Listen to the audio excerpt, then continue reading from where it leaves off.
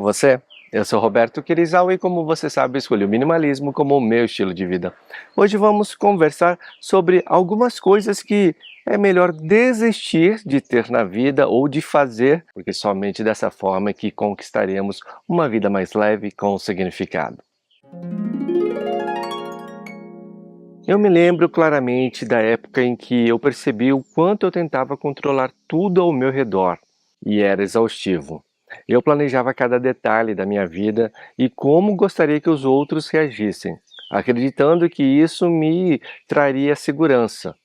Mas a verdade é que quanto mais eu tentava controlar, mais ansioso e frustrado eu ficava. Foi quando eu decidi fazer um experimento.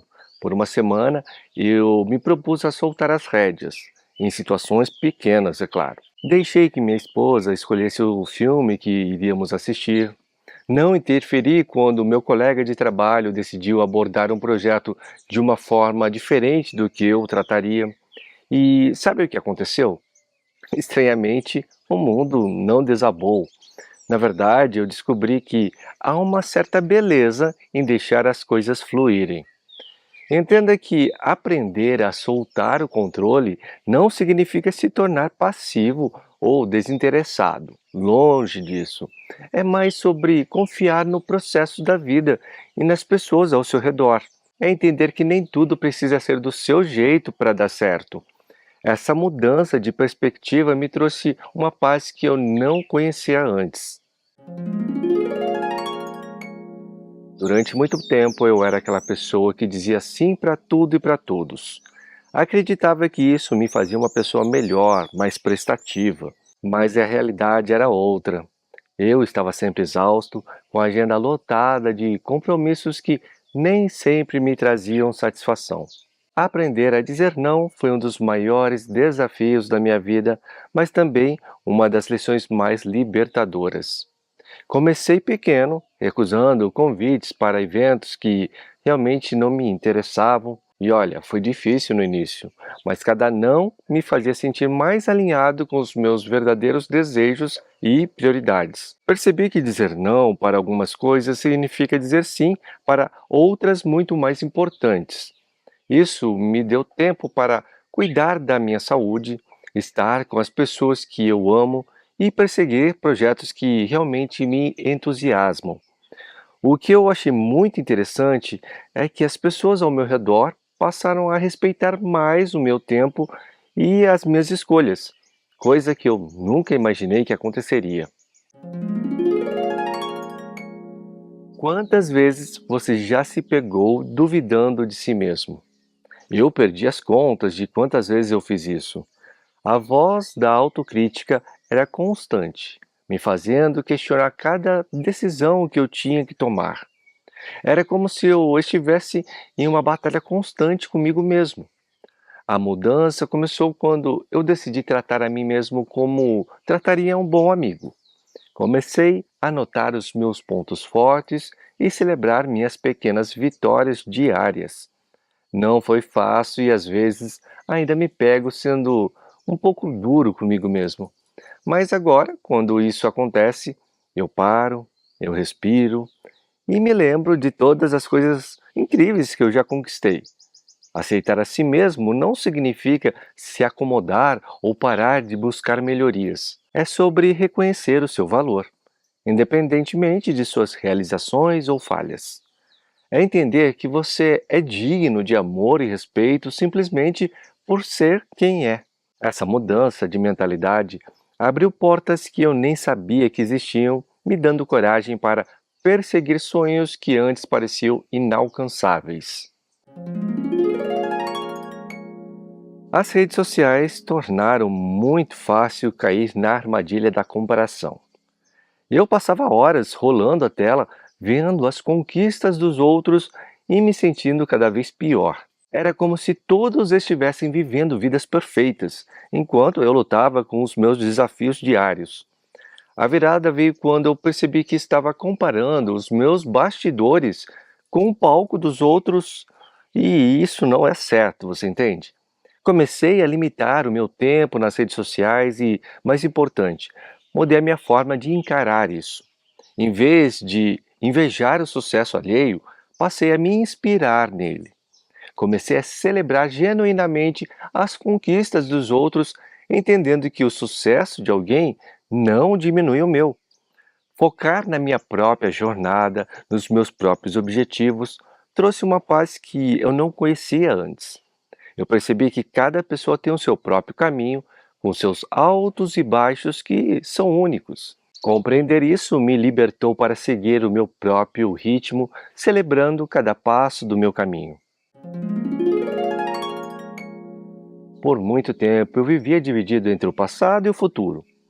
Remoía erros antigos ou me angustiava com o que poderia acontecer. E o resultado?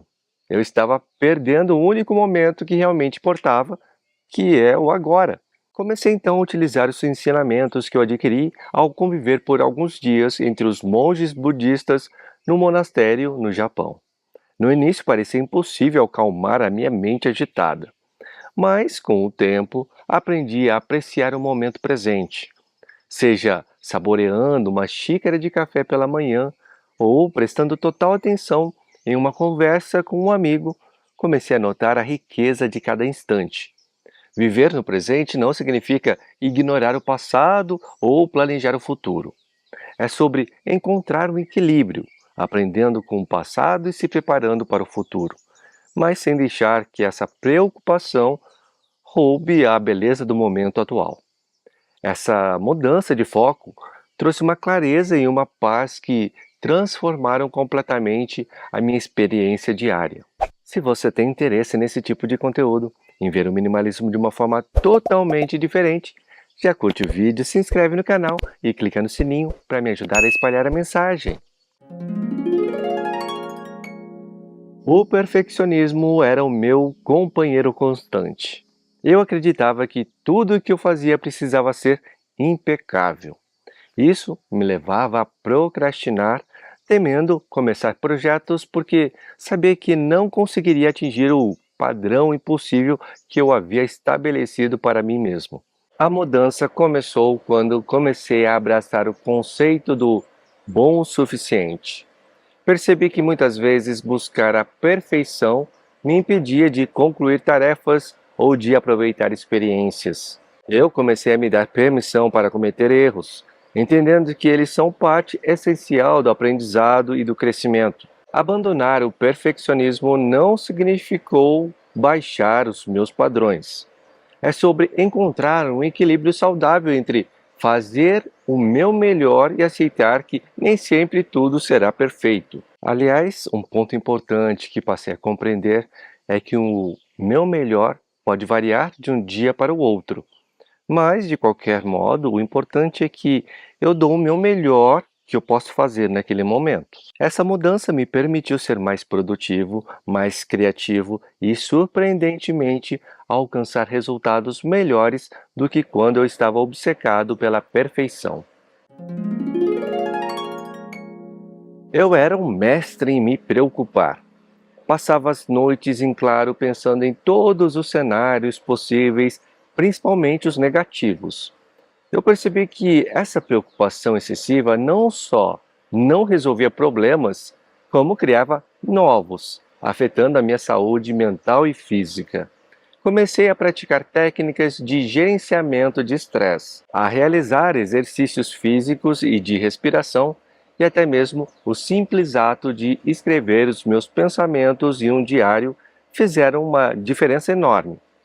Aprendi a diferenciar entre preocupações produtivas, aquelas que me levam à ação, e preocupações improdutivas, que são aquelas sobre as quais eu não tenho controle. Lidar com a preocupação não significa ignorar os problemas reais. É sobre abordar as questões de forma construtiva, focando naquilo que está ao nosso alcance mudar. Essa mudança de abordagem me permitiu enfrentar desafios com mais clareza e menos desgaste emocional. Por muito tempo eu me esforçava para ser quem eu achava que os outros queriam que eu fosse. Isso resultava em relacionamentos superficiais e um sentimento constante de que não era realmente conhecido ou compreendido. A transformação começou quando eu decidi ser mais autêntico em minhas interações. Comecei a expressar minhas opiniões verdadeiras, mesmo quando eram diferentes das dos outros. Em alguns casos, fui interpretado de forma errada e eu entendi que não dá para fazer um omelete sem quebrar os ovos. Mas percebi que essa honestidade atraía pessoas que realmente me apreciavam pelo que eu sou. Eu aprendi a estabelecer limites saudáveis e a comunicar minhas necessidades de forma clara e respeitosa. Essa mudança trouxe uma profundidade e uma satisfação aos meus relacionamentos que eu nunca havia experimentado antes. Lembro-me de uma época em que vivia correndo contra o relógio. Cada minuto parecia uma batalha e eu estava sempre perdendo. Até que um dia, exausto, percebi que a pressa constante estava roubando a alegria dos meus dias. Comecei então a praticar a desaceleração. Não foi fácil no início, sentia-me culpado por não estar aproveitando cada segundo, mas aos poucos notei que fazer as coisas com calma me permitia apreciá-las mais. O sabor do café da manhã, o sorriso de um estranho na rua, o prazer de uma conversa sem pressa, tudo ganhou um novo significado. Por isso, eu me tornei adepto a um estilo de vida mais apreciativo, como o de viajar de modo slow travel, comer de forma slow food e assim por diante. Eu tive que aprender que desacelerar não significa ser improdutivo. Pelo contrário, é sobre ser mais eficiente e presente no que fazemos. Experimente dedicar-se a uma tarefa por vez com atenção plena. Você ficará surpreso com a diferença que isso faz. Por anos eu me orgulhei de ser um mestre na multitarefa. Respondia e-mails enquanto participava de reuniões, lia notícias enquanto almoçava, planejava o dia seguinte enquanto me preparava para dormir. Achava que eu estava sendo super eficiente, mas na verdade eu estava super estressado. A verdade é que nosso cérebro não foi feito para fazer várias coisas ao mesmo tempo. E quando tentamos, na verdade estamos apenas alternando rapidamente entre as tarefas, o que consome muita energia mental e reduz a nossa eficiência em cada uma delas. Aprendi a abraçar o foco. Agora, quando eu trabalho, desligo as notificações. Quando eu como, eu saboreio as refeições. Quando eu converso com alguém, eu estou verdadeiramente presente. E o resultado? Mais produtividade, menos estresse e uma sensação de realização muito maior ao final do dia. Quantas vezes você já deixou de fazer algo que queria por medo do que os outros iriam pensar? Eu perdi a conta. A busca constante pela aprovação dos outros era como carregar um peso invisível nos ombros. Por isso, aos poucos, comecei a tomar decisões baseadas apenas no que eu realmente queria, sem me preocupar com a opinião alheia, desde que não prejudicasse ninguém, claro. E eu confesso que foi um pouco assustador no início, porque é difícil mudar depois de tanto tempo vivendo e pensando de uma forma diferente, mas também foi incrivelmente libertador. Eu percebi que a maioria das pessoas está tão preocupada com as suas próprias vidas que mal percebe o que estamos fazendo na nossa. E você pode até estar se perguntando, né? E aquelas pessoas que notam e te julgam? Então, essas são apenas a minoria. E bem, isso diz mais sobre elas do que nós mesmos. Viver de acordo com seus próprios valores e desejos é um dos maiores presentes que você pode se dar. Minha casa já foi um verdadeiro depósito de coisas que um dia poderia ser útil. Roupas que não serviam mais, eletrônicos que não usava mais, livros que tinha comprado para ler um dia. Cada objeto carregava uma promessa não cumprida e, com ela, uma pitada de culpa. O processo de desapego foi bem interessante. Para mim foi um momento que, sem querer, eu acabei tirando para refletir sobre como eu estava levando a minha vida.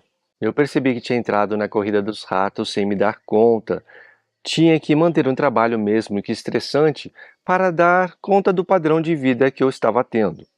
Também pude ver como eu estava direcionando minhas prioridades e, principalmente, durante o processo de destralhe, comecei a treinar a minha mente para compreender que a vida é feita de escolhas. Eu tinha que aprender a selecionar o que é realmente importante e essencial para mim. A cada item que saía, eu sentia como se um peso fosse tirado, não só da minha casa, mas também da minha mente. Eu percebi que o desapego não é só sobre objetos físicos, é sobre soltar ideias, expectativas e até relacionamentos que não servem mais. É um exercício de honestidade consigo mesmo e de coragem para abraçar o novo. Ah, a procrastinação.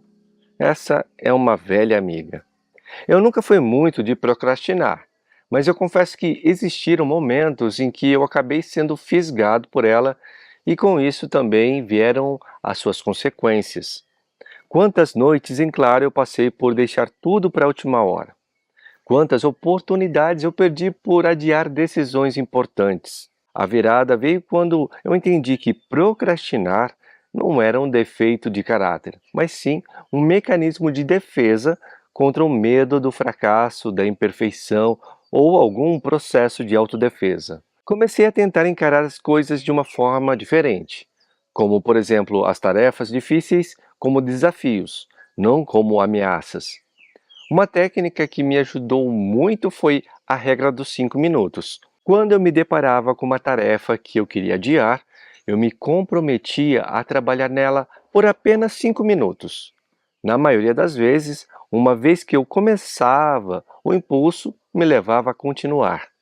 E mesmo quando parava após 5 minutos, já era um progresso em direção ao que eu estava almejando. Durante muito tempo eu achei que ser forte significava não sentir, principalmente por ter uma educação baseada em antigos princípios japoneses. Eu, desde criança, tive que aprender a não demonstrar os meus sentimentos. Eu engolia a tristeza, mascarava a raiva, sufocava o medo. Eu ia segurando tudo isso até que um dia esse caldeirão de emoções reprimidas transbordava e aí eu acabava soltando tudo de forma mais exagerada. Eu aprendi da maneira mais difícil que ignorar os sentimentos não os faz desaparecer. Pelo contrário, eles crescem silenciosamente até que não possam mais ser contidos. Hoje eu procuro praticar a consciência emocional.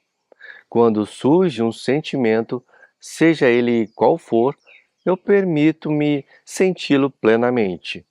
Não julgo, apenas observo. É surpreendente como, ao reconhecermos nossas emoções, elas fluem mais facilmente, sem nos dominar. Somente depois de resolvê-lo dentro de mim, eu ajo da forma como eu acredito que seja a melhor para aquele momento.